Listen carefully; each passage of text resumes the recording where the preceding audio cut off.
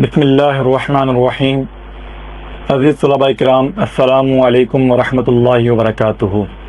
عزیز طلباء، ترکیبی قواعد کے پچھلے سبق میں ہم نے مبتدا اور خبر کی تعریف جانی۔ اس سبق میں ہم مبتدا اور خبر کے ترکیبی قواعد کو سمجھیں گے۔ مبتدا اور خبر کا پہلا قاعدہ، جو کہ اکثریہ قاعدہ ہے، کہ مبتدا اکثر معرفہ جبکہ خبر اکثر نکرہ ہوتی ہے۔ یہ مبتدا اور خبر کا اکثریہ قاعدہ ہے کہ اکثر طور پر مبتدا معرفہ ہوگا اور جو خبر ہے وہ نکرہ ہوگی۔ یعنی جب اکثریہ ہے تو اس کا برعکس بھی ہو سکتا ہے کہ کبھی کبھار جو نکرہ ہے وہ مبتدا بن جائے اور معرفہ خبر بن جائے۔ اس کی ہم مثال دیکھتے ہیں، جیسے زید عالم۔ اب ان دو الفاظ میں زید معرفہ ہے اور عالم نکرہ ہے، تو اس اکثریہ قاعدے کے مطابق کہ زید جو کہ معرفہ اس کو مبتدا بنا دیں گے اور عالم جو کہ نکرہ اس کو خبر بنائیں گے۔ اسی طرح ہم قرآن کریم سے مثال دیکھتے ہیں، واللہ غفور الرحیم۔ اب اس میں جلال لفظ اللہ یہ معرفہ ہے، غفور اور رحیم یہ نکرہ ہے، تو معرفہ جو ہے اس کو ہم مبتدا بنا دیں گے اور غفور الرحیم جو کہ نکرہ ہے اس کو ہم خبر قرار دیں گے۔ اب دوسرا قاعدہ ہے کہ مبتدا کی ایک سے زائد خبریں آ سکتی ہیں، یعنی مبتدا ایک ہوگا اور جو اس کے اخبار ہیں وہ ایک سے زائد ہو سکتے ہیں۔ مثال کے طور پر زید عالم عاقل۔ اب زید معرفہ ہے، عالم اس کی خبر اول ہے اور عاقل خبر ثانی ہے، یعنی خبر مبتدا کی ایک سے زائد خبریں آ سکتی ہیں۔ لیکن ایک بات کا خیال رہے کہ جب مبتدا کی ایک سے زائد خبریں ہوں گی تو ان میں اس بات کا خیال رکھیں کہ ان اخبار میں، ان خبروں میں تفاوت نہ ہو، ایک دوسرے کے مخالف خبریں نہ ہو۔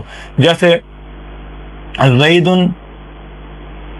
عالم جاہل۔ اب زید معرفہ ہے، عالم نکرہ ہے، جاہل نکرہ ہے، لیکن یہ عالم اور جاہل اس کی خبریں واقع نہیں ہو سکتی۔ کیوں؟ کیونکہ ایک ہی شخص عالم بھی ہو اور وہی شخص جاہل ہو، یہ ممکن ہی نہیں ہے۔ تو خبروں میں تضاد اور تفاوت نہ ہو تو پھر جو ایک سے زائد نکرہ ہے وہ زید یا معرفہ کی خبر واقع ہو سکتی ہے۔ اگر قرآن کریم سے ہم مثال دیکھیں تو اللہ تعالیٰ نے فرمایا وَهُوَ الغفور الودود ذو العرش المجید۔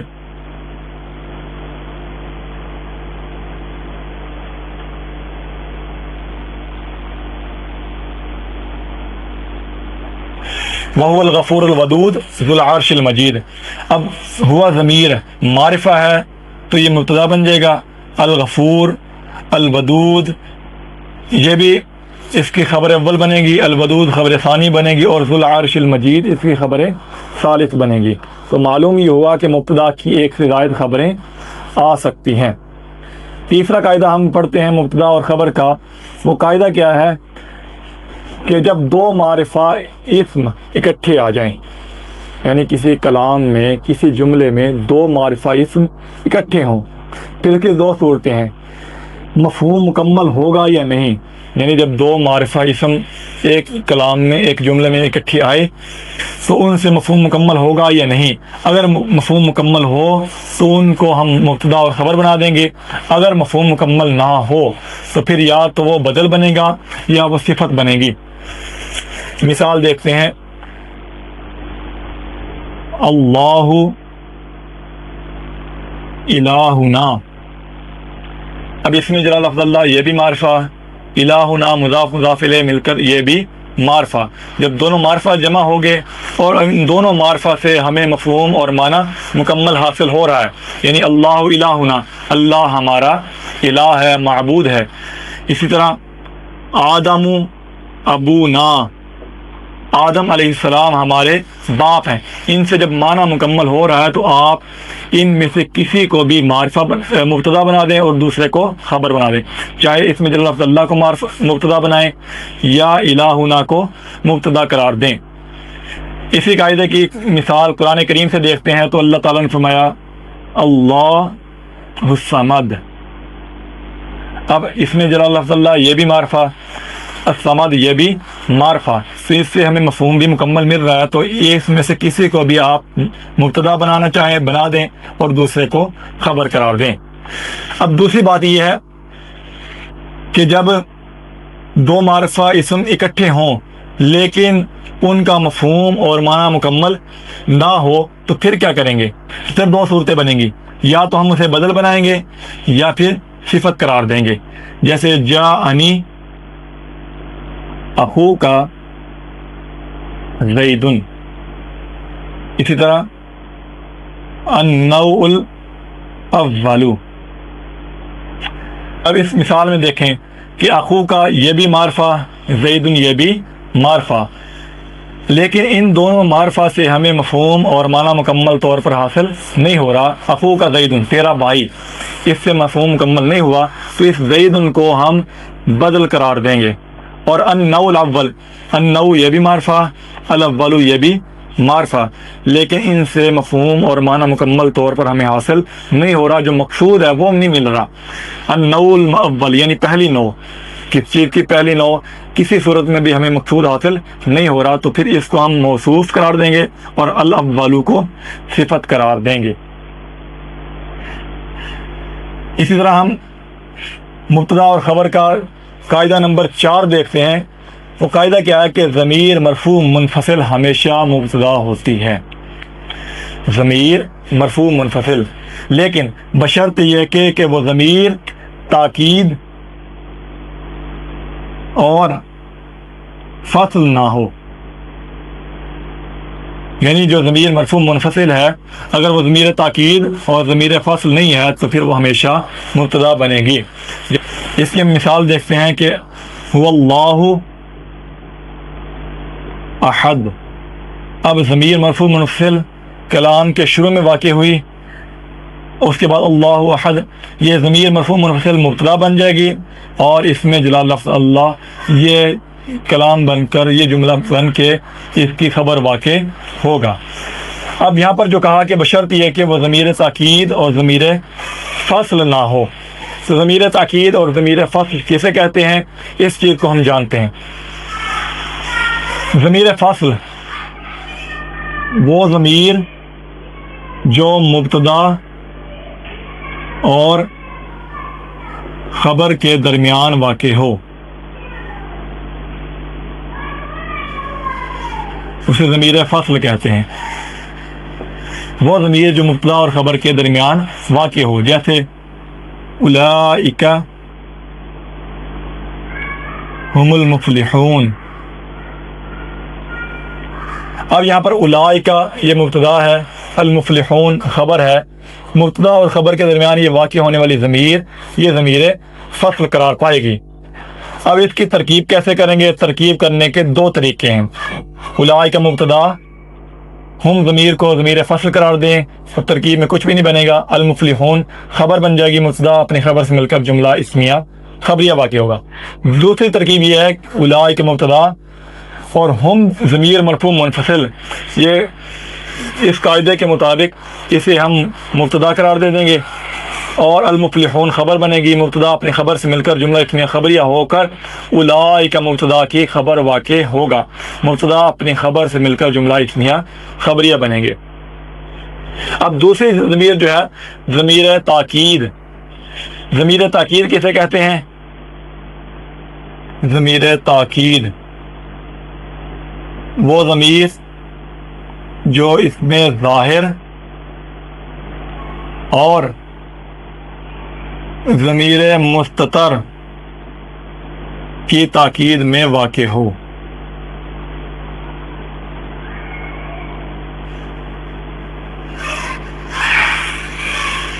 یعنی وہ ضمیر جو اس میں ظاہر اور ضمیر مستتر کی تاکید میں واقع اسے ضمیر تاکید کہتے ہیں. اور جب ضمیر تاکید ہوگی تو یہ مبتدا نہیں بنے گی. جب اللہ تعالیٰ نے حضرت آدم علیہ السلام کو اور اماں حوا علیہ السلام کو جنت میں بھیجا تو اللہ تعالیٰ نے فرمایا اسکن انت वज़ौजुकल जन्ना। अब उस्कुन ये फ़ेल है, इसके अंदर ज़मीर वाक़े है, ज़मीर मुस्ततर, और अंता ज़मीर जो है ये इस ज़मीर की ताकीद के लिए वाक़े हुआ। तो अंता ज़मीर जो कि मरफ़ू मुनफ़सिल है, ज़मीर ताकीद है, लिहाजा यहाँ पर ये तरकीब में कुछ भी नहीं करार पाएगा।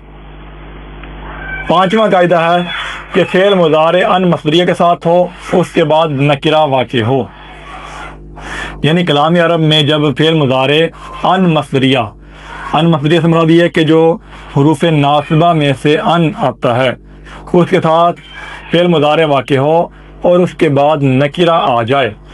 फ़ेल मुज़ारे अन मसदरिया के साथ वाक़े हो और उसके बाद नकिरा वाक़े हो, तो फ़ेल मुज़ारे को हम मस्दर की तावील में करके मुब्तदा करार देंगे और बाद में आने वाले नकिरा को ख़बर बनाएंगे।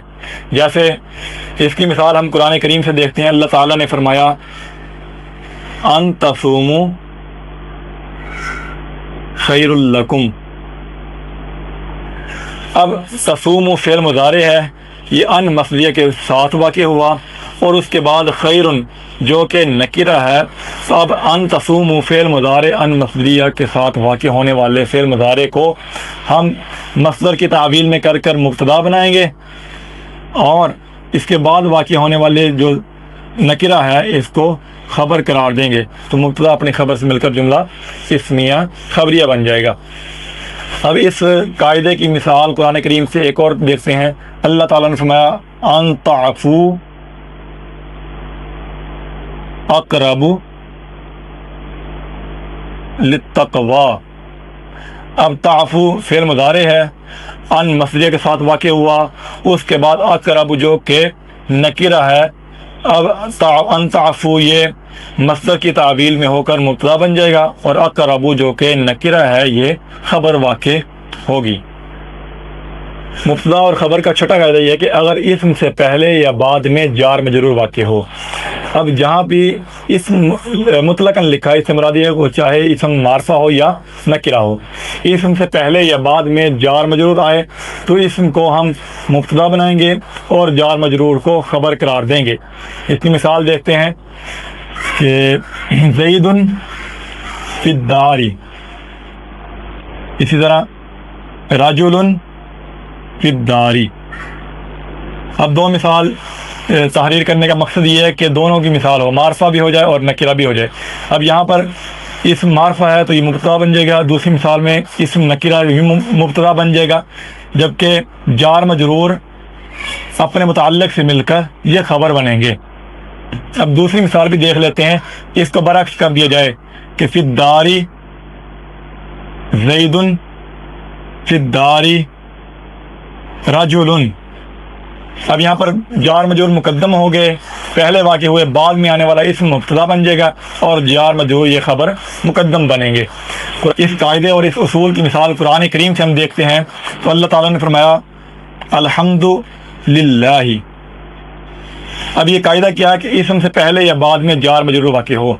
अब ये लाम हरफ जार, इसमें जर लफ्ज़ अल्लाह मजरूर, ये जार मजरूर वाक़े हुए इस्म के बाद और इस्म मुब्तदा बन जाएगा, जार मजरूर अपने मुताल्लिक़ से मिलकर ख़बर बनेंगे।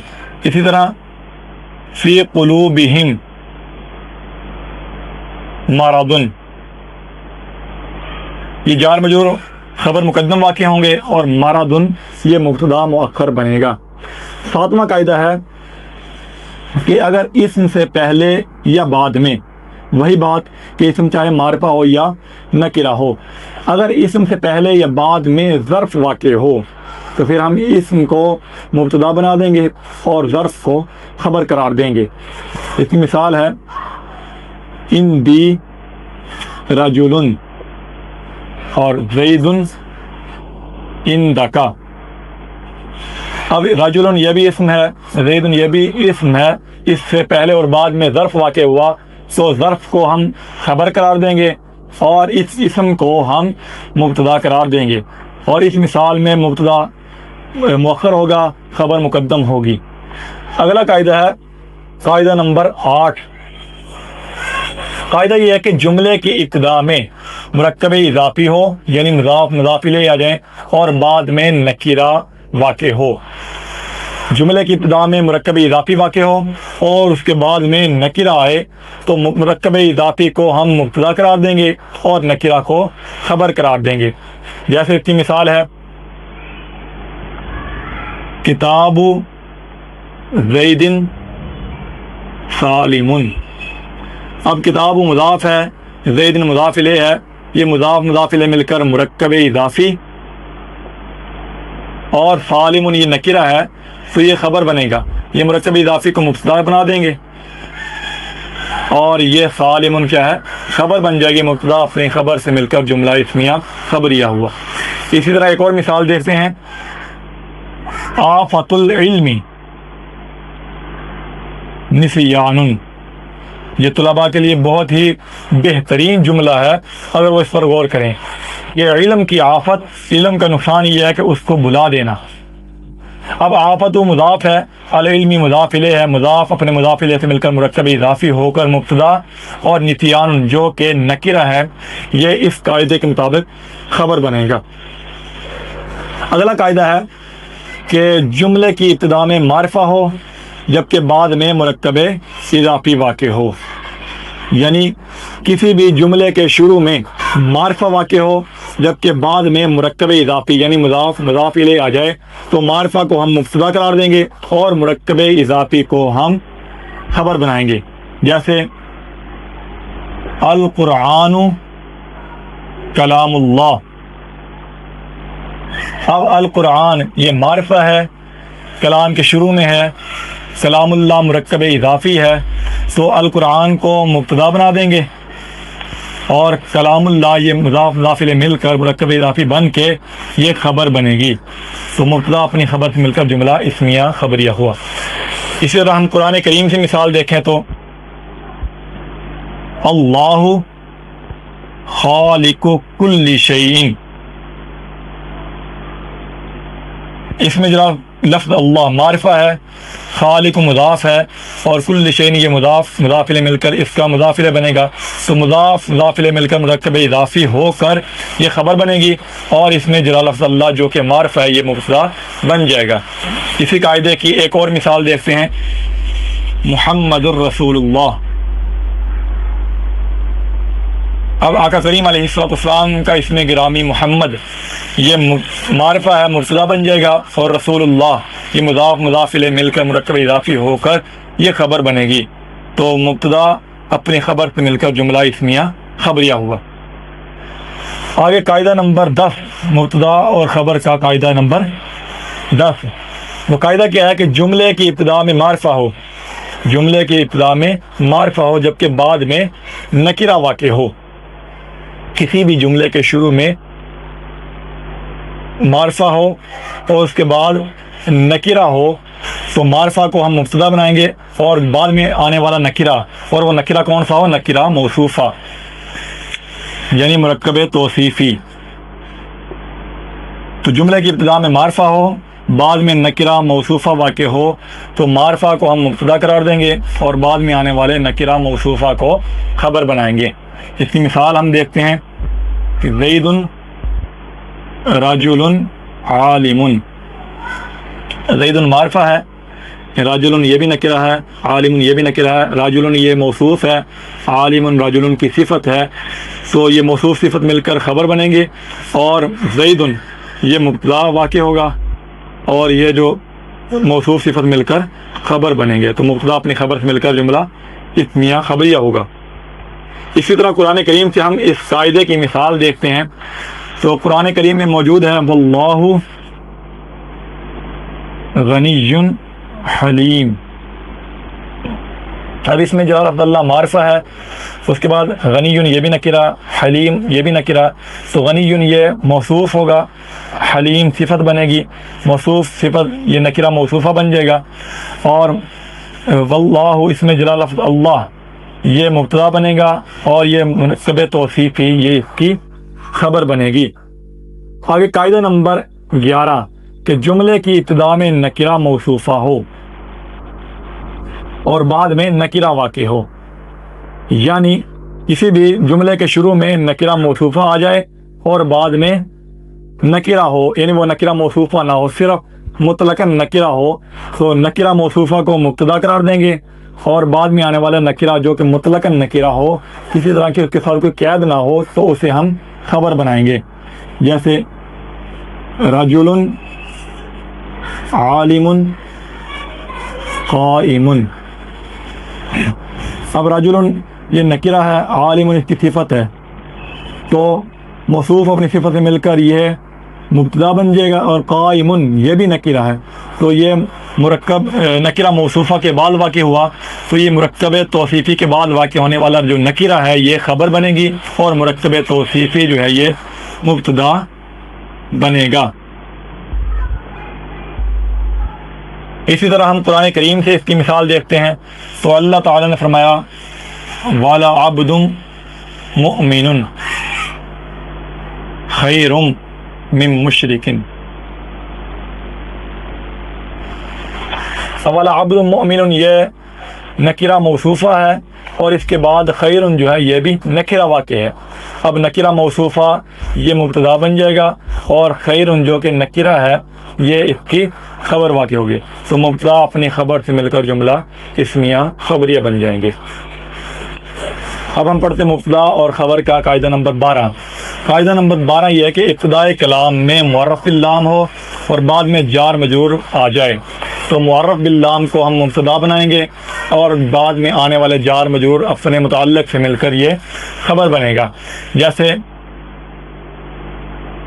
الشرکۃ علی ضربین. اب الشرکۃ یہ معرف باللام ہے، اس کے بعد جار مجرور واقع ہوا، تو معرف باللام کو مبتدا بنائیں گے، اور جار مجرور اپنے متعلق سے مل کر یہ خبر بنے گا.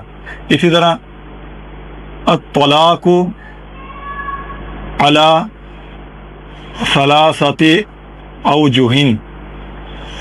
الطلاق معرف باللام ہے، اس کے بعد جار مجرور واقع ہوا، تو معرف باللام کو ہم مبتدا اور جار مجرور کو خبر قرار دیں گے. اسی طرح الحمدللہ.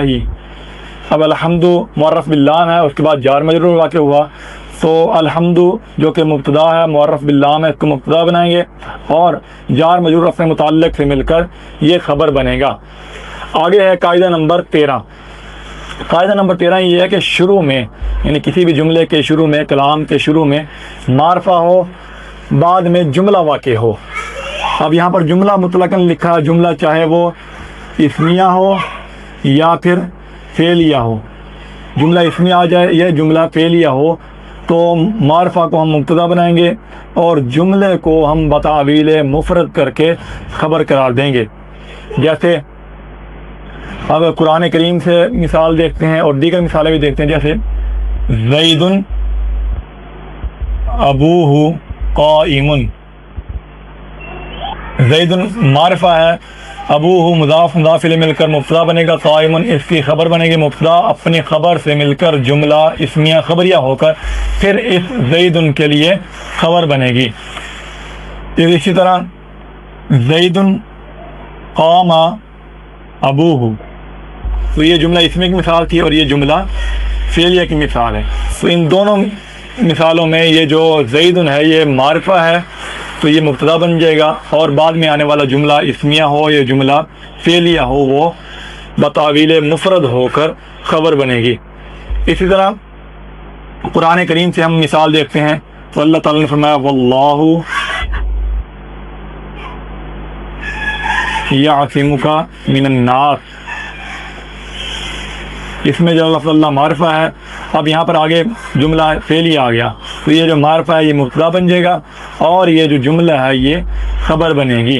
آگے قاعدہ ہے قاعدہ نمبر 14 کہ انما کے بعد آنے والا اسم ہمیشہ کیا بنے گا، کہ انما کے بعد آنے والا اسم، انما کے بعد آنے والا اسم ہمیشہ مبتدا بنتا ہے.